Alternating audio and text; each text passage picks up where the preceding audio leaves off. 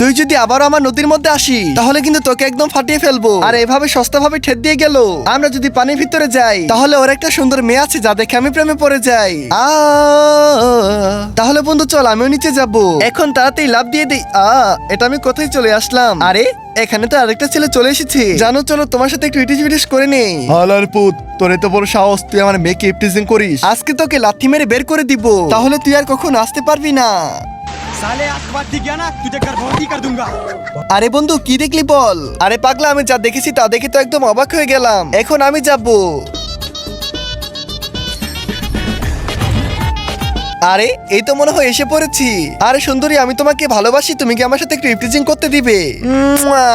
চলো তাড়াতাড়ি যাওয়া যাক। আরে বাবারে অনেক ভালো লাগতেছে। এবার তুই আমার বউকে ডিস্টার্ব করতেছিস। দেখ তোর সাথে এখন আমি কি করি। বন্ধুরা নেক্সট বার দেখার জন্য অবশ্যই ভিডিওতে লাইক করে চ্যানেলটিকে সাবস্ক্রাইব করে দাও।